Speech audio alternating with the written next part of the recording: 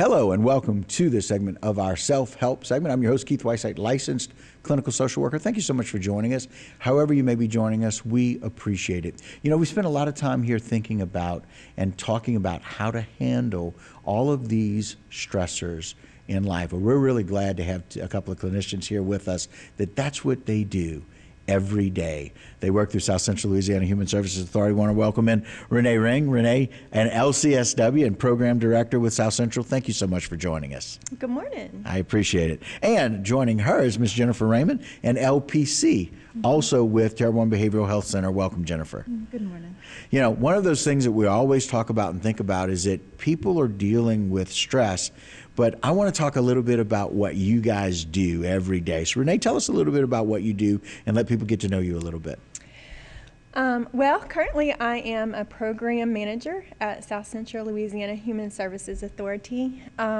Due to Ida, it has kind of thrown me into a new role.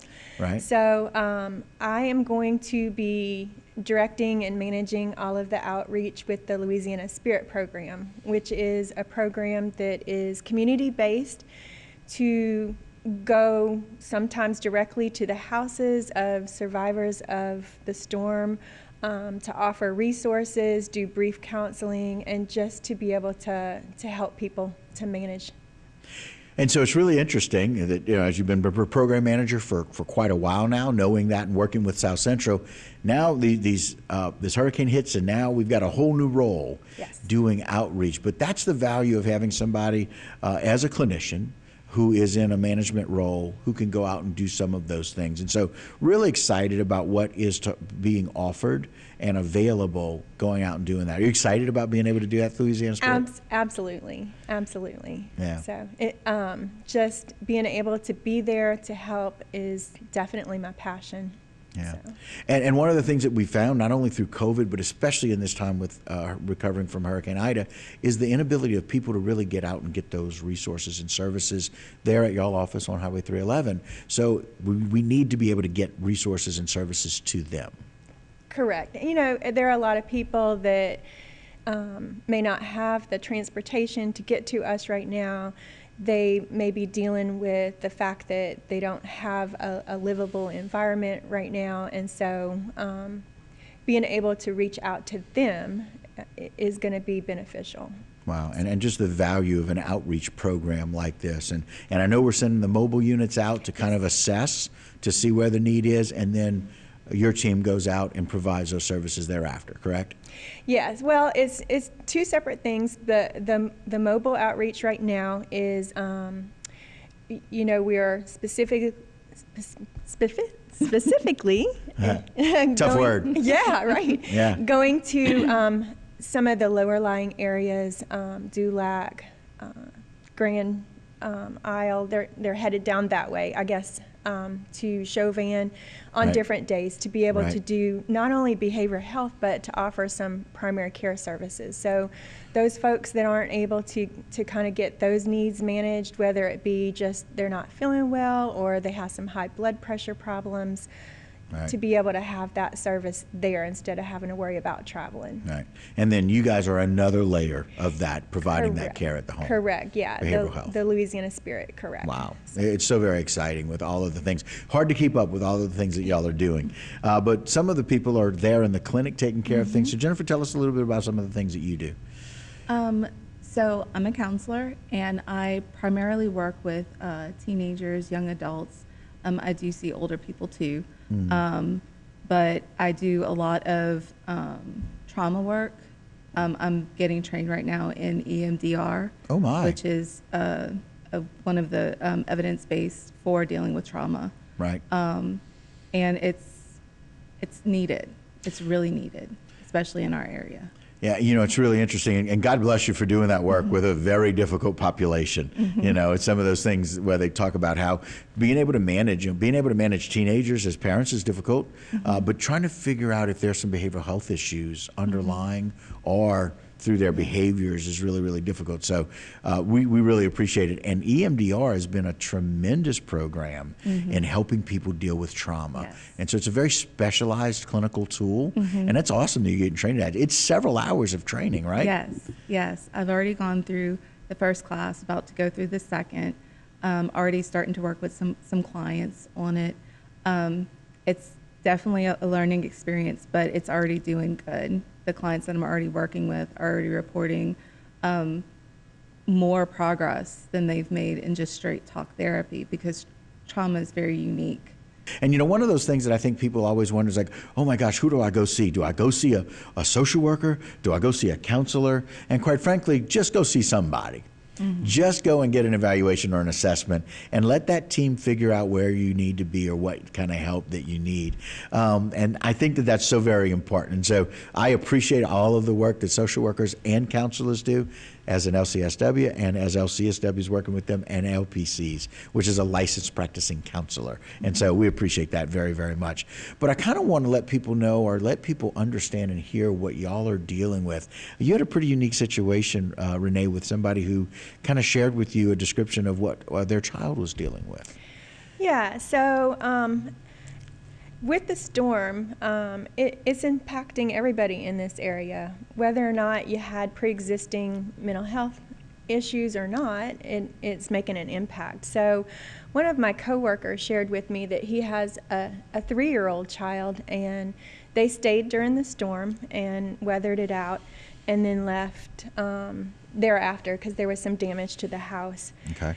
So my coworker described to me that immediately after there was no issues, but a few days later, the child started asking questions about the weather. Of course, we had some weather events after Ida. Right, and so, right. Within a week or so, right? Yeah. Okay. So the child started asking on a consistent basis if the weather was going to get bad again, and started questioning this routinely.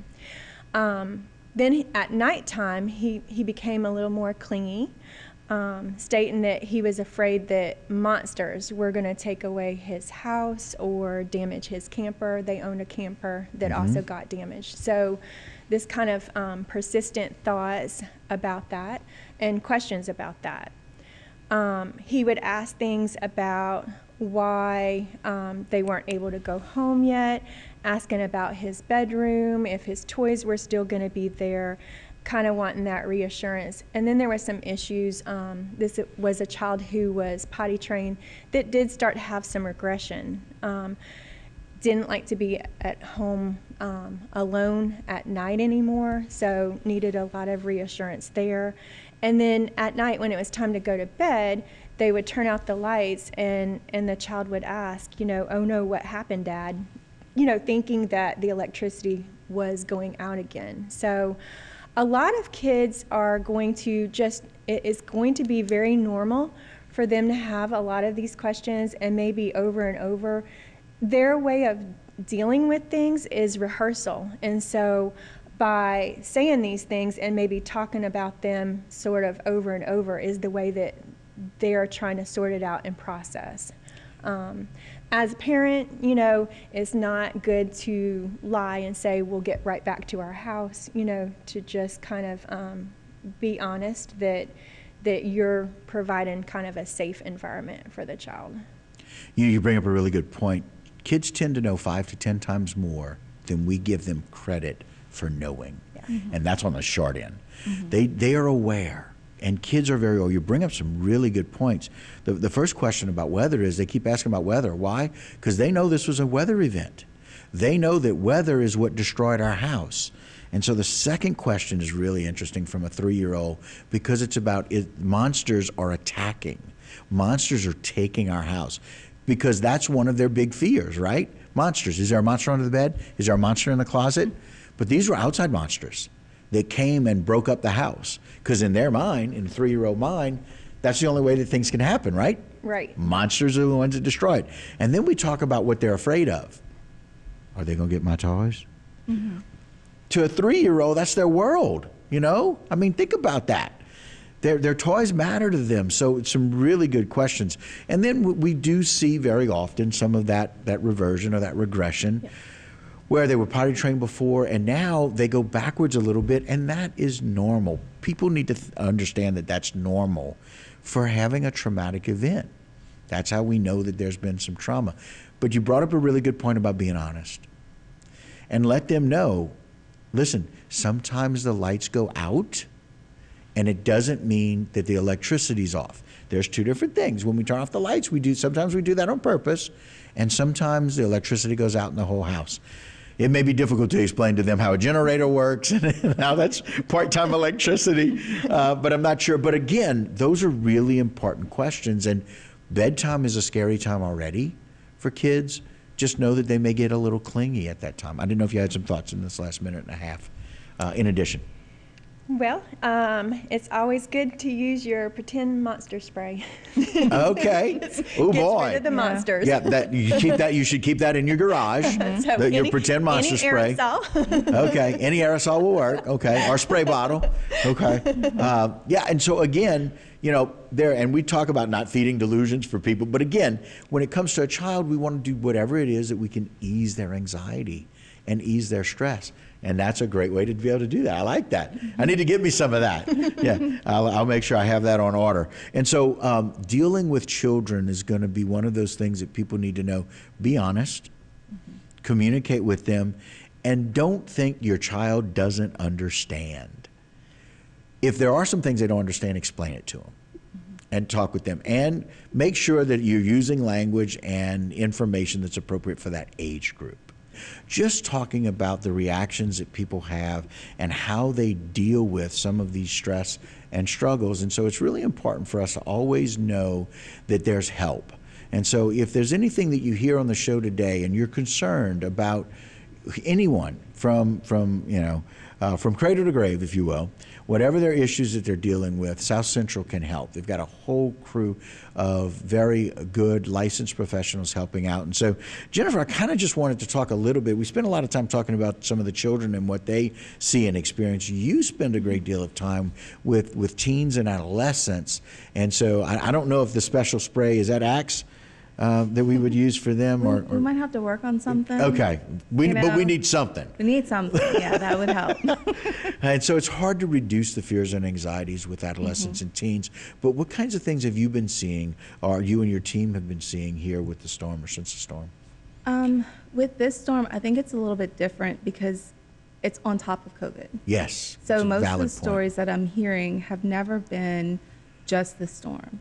It's been, we caught COVID and then the storm hit and we had to evacuate, or the storm hit, we evacuated, and then while we were evacuated, we caught COVID and had to isolate. So you had all of this compounded stress, not just from the event. And the major misconception that people have with teens, just like kids, is that they think that they're not aware when their parents are under stress. We all have stress from the storm, no matter how much you lost or how much you didn't lose, whether you stayed or whether you evacuated. And we're all under stress, and teens pick up on that, and they have their own stress too. So some teens you'll see, they try and be super helpful. They try and pitch in and they try and take a ton on their shoulders, and then they'll break because they're not little adults, which is a misconception. They're teenagers. They're still developing. Yeah. You'll have some of them that just completely withdraw because they don't have their routine anymore. Maybe they have family members that are staying with them. Maybe they're staying with family members, and just it's added pressure and they just don't know how to take it. Sometimes you'll see increased anger, but it's important to remember that in kids and adolescents, depression comes out as anger. So we'll have a lot of parents that I just don't understand why he's so angry. And it's like, because he's depressed, because this is a lot for our kids to deal with right now, And so they're not a little adult, and so they're not going to have depression like an adult would. Right. Really important point. Every emotion comes out like anger sometimes because it's a frustration of not knowing how to express it or kind of deal with it. Some of us still do that, by the way. Oh, definitely. Some of us are still adolescent, and that's okay. But another really good point that I think you made is that knowing or being aware of the fact that they've got an awareness of that stress. And then the I word has been really interesting, not just Ida, but isolation in and of itself, something that we learn in school. Yeah. Isolation is a factor that relates to anxiety, that relates to depression. But isolation is sometimes mandatory when it comes to COVID and or being transplanted somewhere. You feel isolated. And so the compounding effect of both of those things, I think, has been very, very real. And so for adolescents, we need to take a step back and go, okay, what's really happening for them or with them? Did they do too much? Family events can do that as well, on top of the hurricane, on top of COVID. Family events or things that they really tried to plan, let's say a family wedding. You know, people that tried to plan a family wedding during COVID and then right after Hurricane Ida, now we just experienced that in our family, and the stress can just be overwhelming. And kids deal with, or adolescents and teens deal with it a little differently. And so I didn't know if there were some other things that we need to be aware of or look out for when it comes to our teens and maybe some of their stress levels. I would just say, make it a point to remember that with COVID, a lot of our coping skills got stripped away. You know, a lot of our ability to leave, get out of situations, get a break. With Ida, with the closures, with the lack of electricity, even more of those were taken away. So what I would recommend for parents is do something with your teens. Give them some sort of breather, give them some sort, even if it's just going drive around, even if it's just going to a park, or just give them something to where they can just take a breath and feel like they can have something that is theirs, some sort of space that is theirs. You know, especially if you're in a house where it's either you're living with other people or other people are living with you. And also to, don't be afraid to show your stress and model how you deal with it for them.